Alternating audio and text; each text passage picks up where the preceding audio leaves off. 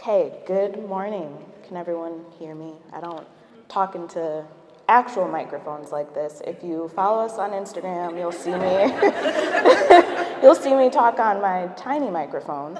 But this is a change, so good morning. Thank you for being here with me. I'm super grateful to be able to chat with everyone and to share more about what I think is the best theme ever, Blossom. But I'm a little biased because I am a florist, and I think that flowers really do make everything better. From birthdays to breakups and all the moments in between, they somehow make our human experience just feel more magical and a little softer and even more whimsical. So blossoms seem like the picture-perfect little buds that we love to admire, but there's always more going on beneath the surface. Blossoming and blooming takes time, and it's a process. And I don't think it's about becoming someone or something brand new. To me, it's about becoming who you've always been, but just out loud. And that's not always easy. For me, it's been messy, sometimes uncomfortable, sometimes a little cringy, but also very joyful and absolutely worth it. So it's in the roots. One of the hardest things for me, even as an adult, has been advocating for myself. My default is to people please.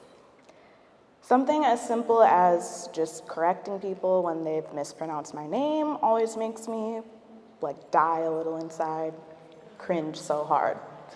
I come from a long line of Michaels. My grandpa is Michael McGee Sr., my dad is Michael McGee Jr., and then there's me, Michael McGee. And in hindsight, I do really appreciate the creative twist on an old classic.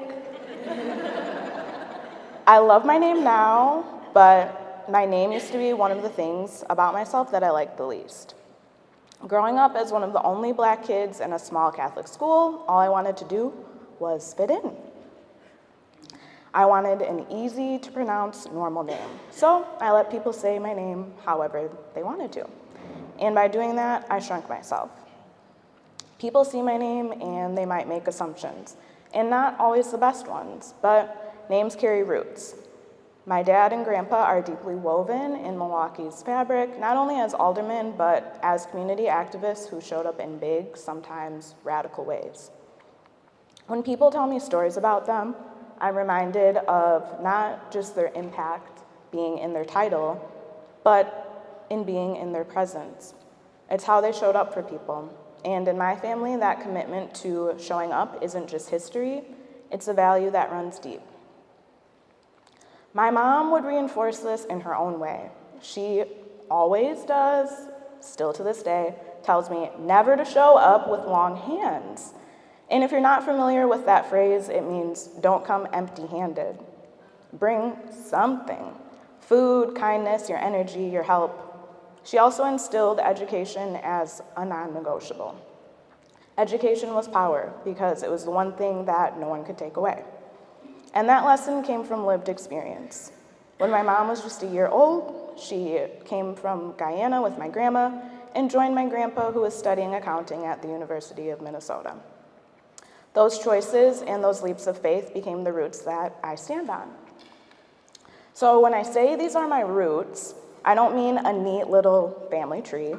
Roots are messy, they're tangled, they're hidden, they're not pretty, but they're what holds us steady. And for a long time, I thought blooming meant trying to make myself small and neat so people would accept me. But the truth is, blooming is the opposite. Blooming is bold, sometimes loud, sometimes a little chaotic. Blooming is stepping fully into who you already are. It's not about becoming the perfect flower, it's about carrying forward the roots of kindness and showing up for people. Having the courage to stop shrinking and start expanding. To honor where you come from while daring to take up space. Miracle Grow. Milwaukee is my home, my city, my comfort, my story. I'm grateful for the opportunity to venture away and explore, but Milwaukee will always be my home base. After high school, I went to the University of Wisconsin-La Crosse for 1 semester before very, very quickly realizing it was not for me. I ended up back in Milwaukee pursuing undergrad in speech-language pathology at the University of Wisconsin-Milwaukee. I don't really know what sparked that interest, but I love the idea of helping people advocate for themselves through communication. By the time I was in my 5th year at UWM, I needed a few extra electives to graduate, and I stumbled across a course that seemed very easy and fun, which was exactly what I needed in that moment. The class was Intro to Floral Design. I loved it so much, I signed up for part 2, which was weddings and special occasions. Around that same time, I got rejection letters from every single speech pathology grad program I applied to. And honestly, I felt really stupid. It crushed me, and I felt like I just wasted 5 years of my life. My dream of being a speech pathologist essentially evaporated overnight, and with that came a big question mark of what was next. I was not ready to face the real world or the mountain of student loans waiting for me, so I applied to UW-Milwaukee's graduate program in criminal justice. I had witnessed firsthand how incarceration impacts families, including in my own family, and I wanted to be a part of something that could help create change.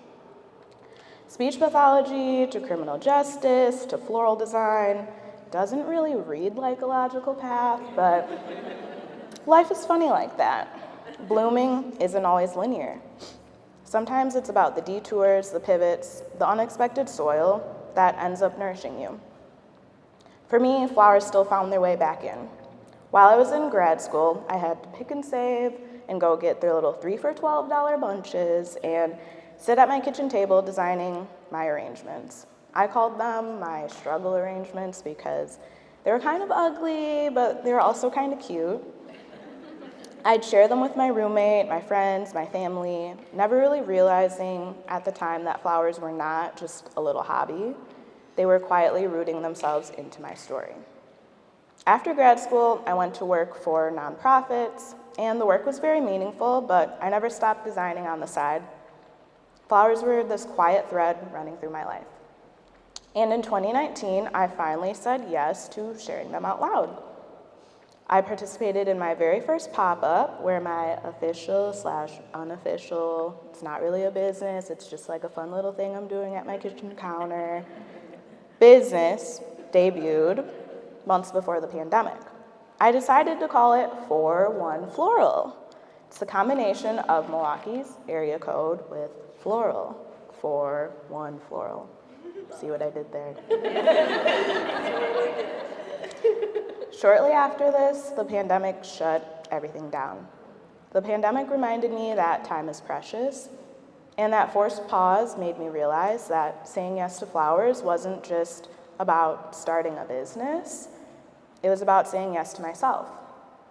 Being physically isolated highlighted the value of connection, and flowers became more than just a decoration. They were communication and care, a way to show joy and love when we couldn't physically show up. And through them, I feel like I found my voice, not through a title or a degree, but through creating. Okay, so this business has allowed me to tap into what I call my inner art kid. I never considered myself to be creative or artistic because I was never conventionally good at art or drawing. But when I look back, I have always been drawn to the arts in some way. I played violin from elementary school through high school. I was in tap, ballet, and jazz for several years, and I definitely was a little baby hipster with a chrome backpack and Birkenstocks in high school. For so long, I wrote these things off, but they've always really been there. I love a good craft, I love photo albums, scrapbooks, and I consider myself a very nostalgic person. Which brings me to keeping the junk. So that sounds very counterintuitive, especially coming from a recovering people-pleasing perfectionist like me. To be very real with you, 2024 was a very, very challenging year for me in all aspects. We had a very negative client interaction that completely shook me to my core. It was the first time in 5 years that we've dealt with somebody who was so deeply dissatisfied with our work, and I just could not keep replaying this over and over in my head. I started second-guessing everything I was doing with the business, and my confidence took a huge nosedive. I like to joke that it's because my moon and rising are in Virgo. But the truth is, I can be my own harshest critic. And that moment haunted me for months after. Not long after this, my mom was involved in a very serious hit-and-run accident, which was and still is very difficult for our family to navigate. And by this point, I was kind of sleepwalking through life. I was so distracted by everything that I missed an event delivery because I had written the days down wrong. By the end of the year, I was emotionally drained, uninspired, and honestly on the verge of crashing out. I started 2025 off in a funk, and I reached my full crash out moment during Valentine's Day. As a florist, Valentine's Day is like our Super Bowl. It is the busiest day of the year, and it's when we need to be on our A game. I love Valentine's Day. It's a day about love, celebrating love in all forms. There's candy, there's flowers. I love Valentine's Day. But without fail, there's always some form of cosmic hijinks that happens. One year, I accidentally ordered 3,000 tulips instead of 300. Yeah. And this year, my worst nightmare happened. Thousands of dollars of product just disappeared. There was a mix-up with our wholesaler, and our delivery never made it to us. We had 24 hours to start fulfilling orders and no flowers to make that happen. Needless to say, I crashed out. I was tired of people-pleasing, tired of going through the motions, and just tired of acting like everything was okay. I had a meltdown in the car, but we did indeed survive Valentine's Day. But that really opened up my eyes to the fact that something needed to change. I knew I couldn't keep operating like this, and that I needed an outlet and not just the usual self-care things like drink more water, move your body, meditate, all of those things that I've tried a million times. I needed something new. So I started keeping a junk journal. It's exactly what it sounds like. It's a journal filled with junk. Receipts, parking tickets, unfortunately for me, Polaroids. It's my candid feelings mixed with junk. Things that look insignificant on their own, but together they tell a story. My junk journal reminds me that nothing is wasted. Growth doesn't come from perfection, it comes from scraps, the fragments, the pieces of our story that we'd probably rather forget. Scraps nourish us the same way that fertilizer nourishes soil. Fertilizer is made up of what's been broken down, what's left behind, and what looks like it doesn't matter anymore. But that's exactly what makes the soil rich enough to bloom again. Rejection letters, the weight of student loans, the stillness of the pandemic, grief, and thousands of dollars wasted on too many tulips, they've all become part of my soil. And I think the same is true for all of us. When we embrace our scraps, our fragments, our memories, our junk, even the parts of our story we'd rather skip, we find fuel. Fertilizer turns what's left behind into nourishment. All those scraps and so-called junk became my fertilizer.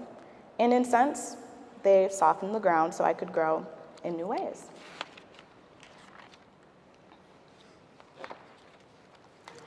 So this is where my inner child comes in. Truth be told, I've always felt like an awkward black girl. I desperately wanted to blend in and have the perfectly flowy ponytail and side bang, and I never really saw myself represented in things that I was interested in. I was told my interests were weird and that I talked too proper. I was always worried about doing the right thing, getting good grades, not disappointing my family, doing all the conventional things that you should do, that I kind of stopped considering what I actually wanted to do. Through journaling, I've kind of had this wake-up call. I'm not a monolith. All of my hobbies and interests, as niche as they may be, they make me me.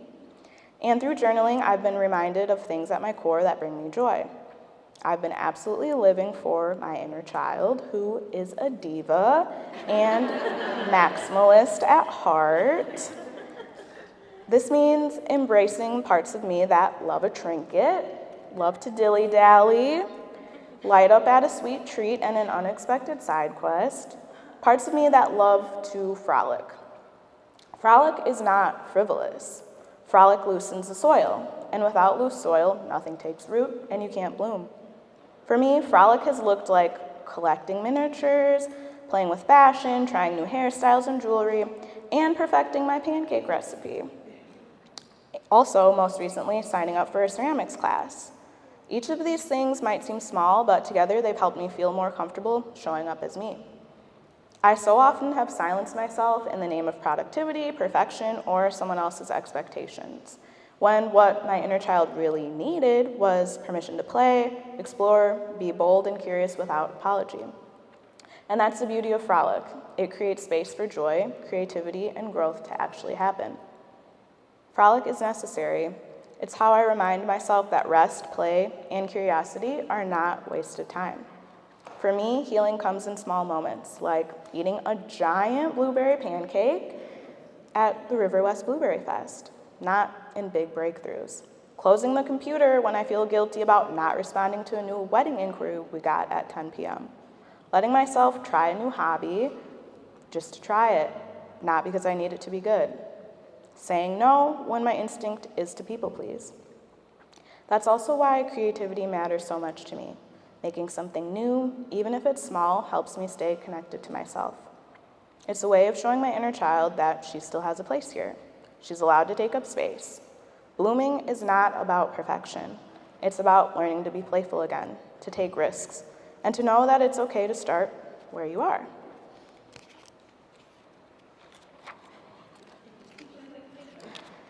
So, my takeaways are this. Honor your roots. Recognize where you come from, the scraps and experiences that nourished you, and let them guide your growth. Embrace your junk. Lean into the messy, imperfect, and even painful parts of your story. They're what prepare your soil for radical growth. Live for your inner child. Give yourself permission to frolic, to play, to explore the unexpected.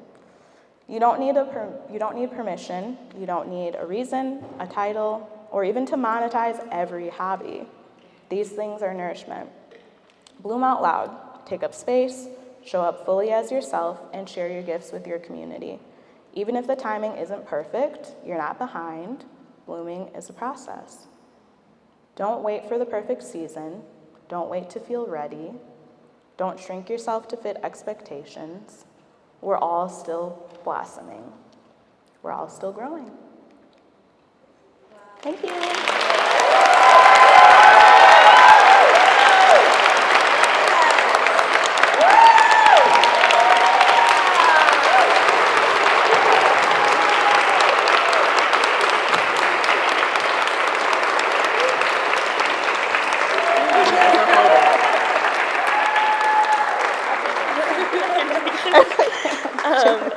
Thank you.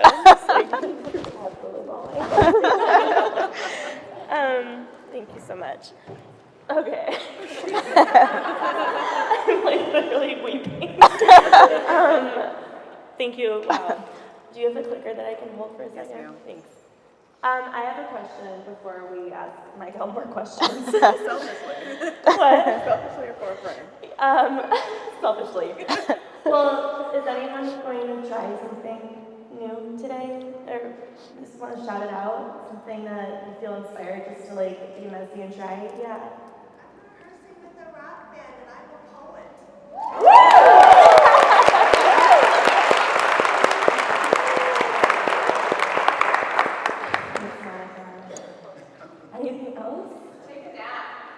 Dilly dally. Come on, dilly dally.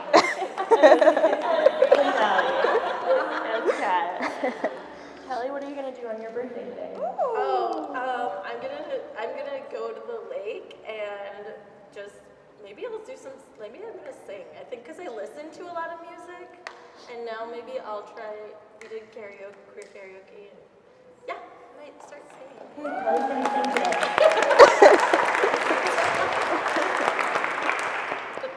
All right. We're going to ask this. We have space to ask Mike House some questions if you have any. No pressure. Sometimes no one has questions. So, any questions for Mike House? We got one in the back. Yes. Yeah. I saw you first, Kat. Go for it. I love that you talked about your inner child. How did you find her? Like, what was your process for meeting her and discovering her? Yeah, I think once I had my crash out moment in February and just like blacked out, like, okay, what am I gonna do? It kind of just like sparked something in me that I was like, I need to change. I need to like just do something else. And yeah, I started the junk journal, and just in collecting my like little random junk pieces, I feel like that really tapped into something, because I would like go look at old pictures and like see myself like being a little baby diva with like my nails done and Victoria's Secret bag. Like, what was I doing? And so I feel like, you know, just kind of like reflecting and looking back helped bring that out of me. And then now I'm just like fully in. I'm in it. Yeah. I can tell by your hair clip. Yes. Oh yeah. First, I want to say I loved your presentation. Thank story. you. It was really inspirational. Thank You're you. a great speaker. Secondly, do you still, after your crash, did you maintain your floral business? And either way, how do you think your story differentiates your designs? Yes. We still have 41 Floral, 1739 North MLK Drive. Do a build your own bouquet bar every day that we're open. If you want to come visit us, that's my little shameless plug. I do think it has changed my design in the sense of wanting to be like more present and like intentional with what I'm doing. And when you're just running on like autopilot and just like checking off all the boxes, I feel like you don't really get to appreciate what you're doing. And flowers are so beautiful, and I feel very blessed that I get to go to work and like see flowers every day. So I feel like I have really been trying to remind myself of those things when I'm like feeling frantic and chaotic and running all around. Wait, yes, you. What is your favorite flower? That's hard. I love carnations, and I love zinnias and celosia, but I love carnations because I feel like they're so underrated. People hate on them so much, but they are so perfect. They're so hardy, they're so versatile, and I love them.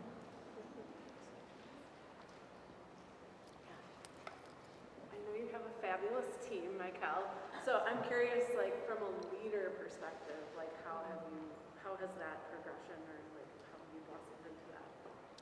Yeah, that's been a journey too, because it's really hard for me to ask for help. I like to try to do everything myself.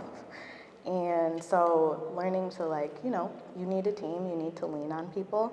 And I am very blessed and grateful to have an amazing team that does really support me and like picks up the pieces when I am like scrambly, or when I'm like, hey, like everybody wear some weird shoes to work because we're gonna do this like reel, this idea for a reel that I saw.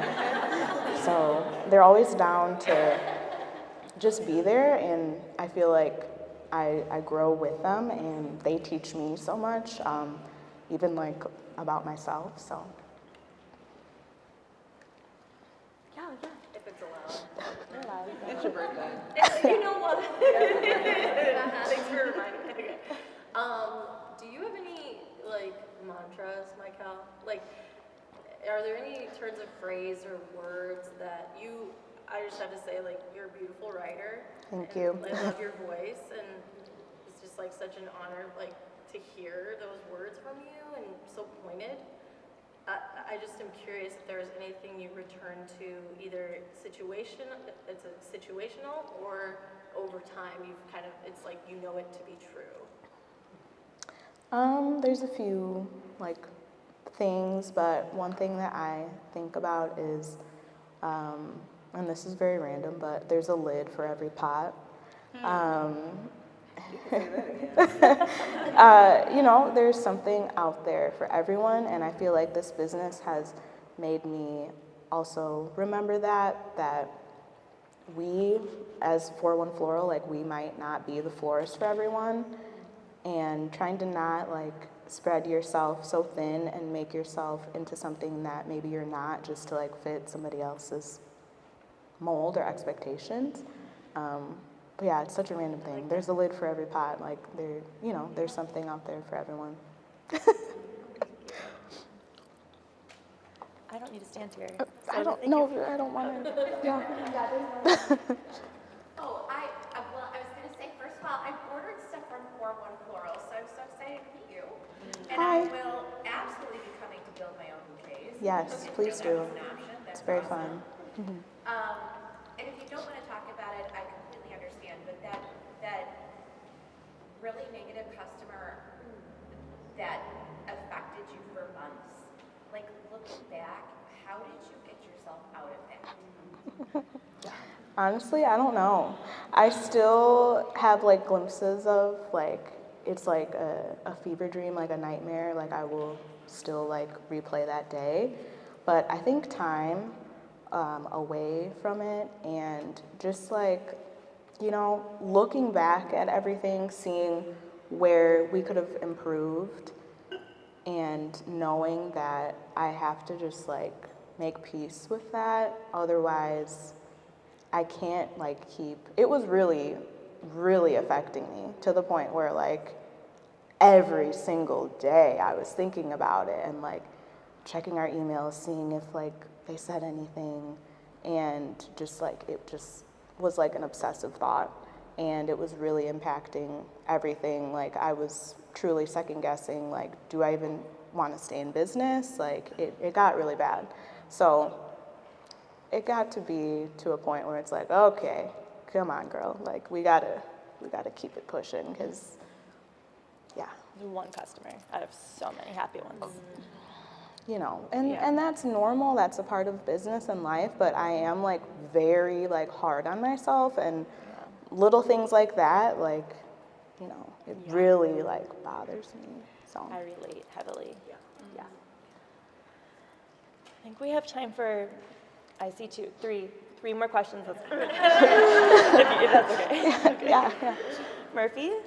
How do you interrupt or disrupt the people-pleasing tendencies? Do you have any like rituals or self-talk moments that help you with that? Yes, it's a constant, everyday struggle and battle. But just trying to like take a step back and pause before I respond, because like my initial reaction is like, yes, like, we'll do it, we'll be there, like, what do you need? Taking a pause and being like, can you actually do this? Like, do you have the capacity to do this? Or if you do this, are you going to be neglecting something else? So I think for me, just like trying to slow down before I'm just quick to be like, yes, sign us up. Okay, yeah, these two, yeah. Go ahead. Hi, I was curious when you did those 3,000 extra tulips. Yeah. And then having to deal with the opportunities that come with that. Yeah, that was torturous. Yeah. They just kept coming. Like, It's like a children's book. Yeah. I can see that in a children's book. It like, was a lot. And we were in a smaller space, so they literally were like lined up in the shop, and it was so cold. We did try to like give as many away that we could, but unfortunately, like a lot had to be composted because what are we gonna do with 3,000 tulips? So, yeah. All right, last question here.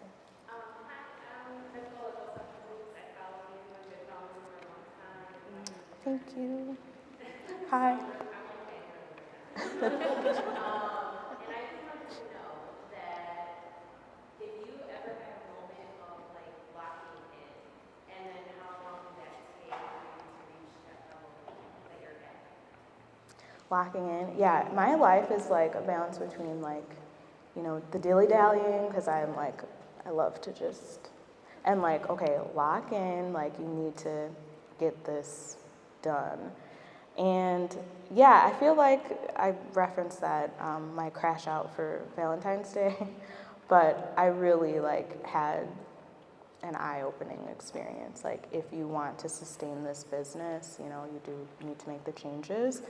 And so I will say like this about myself, once I set my mind to something or like find something that I really want to do, like I'm all in. And I was like, okay, like I really want, you know, to have a sustainable business in all aspects. And so it's like a continuous process, but yeah, that like real lock-in moment, like, okay, get your shit together, came like around Valentine's Day. And now I feel like I'm just like trying to maintain that. Focus. Yeah, focused. All right. Well, thank you, Michael. Yeah, of course. Thank you. Thank you so much. Fabulous. Thank you. All right. I'm going.